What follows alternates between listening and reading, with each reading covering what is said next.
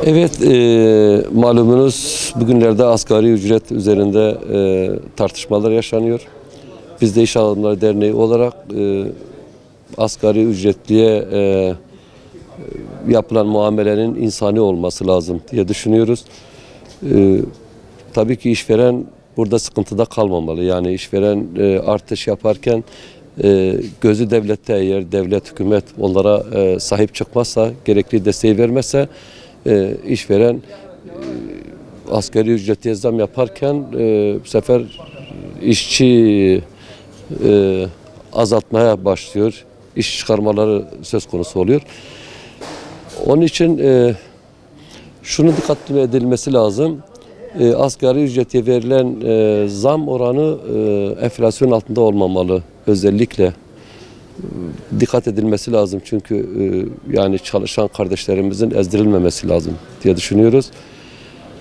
Bunu yaparken yani insani bir muamele görülmesi açısından asgari ücretinin de normal vatandaşlar gibi yaşam hakkı var. Yani onlara alt tabaka gözüyle bakmamak lazım.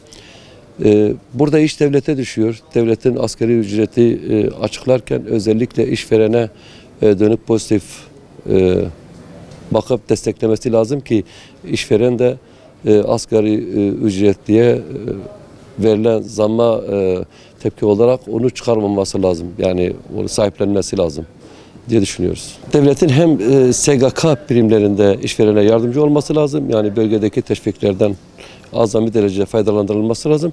Hem de şimdi devlet bunu biliyor. Yani şimdi bir işveren imkanları ölçüsünde eğer işçi maaş artışı oluyorsa bu işçi çıkarma nedeni sayıyor. Çünkü geçindiremiyor kendini. Yani o işçi de geçindiremiyor. Devletin işverene destek vermesi lazım. İşverenin de işçiye merhametli davranması lazım. Yani asgari ücret zamanı gelince bakıyorsun da asgari ücret açıklanmadan zam furyası başlıyor. Yani buna devletin özellikle müdahale etmesi lazım. Yani daha asgari ücretinin cebine maaş girmeden zamlardan dolayı eriyor. Bir şey ona kalmıyor. Onun için özellikle devletin denetimi sıkı sıkı yapıp asgari ücretlinin daha fazla ezdirilmemesi için çaba sarf etmesi lazım. Yani şunu diyebiliriz. Yani asgari ücretliye yapılan zam ona hayal kırıklığı olarak geri dönmesin. Çünkü herkesin buna dikkat edip insani bir yaşam hakkı olarak onlar da bizim kardeşlerimiz. Evet, belki düşük maliyette çalışıyorlar. Ama onu da standart, yani insani yaşam standartlarına göre muamele görmeleri lazım diye düşünüyorum.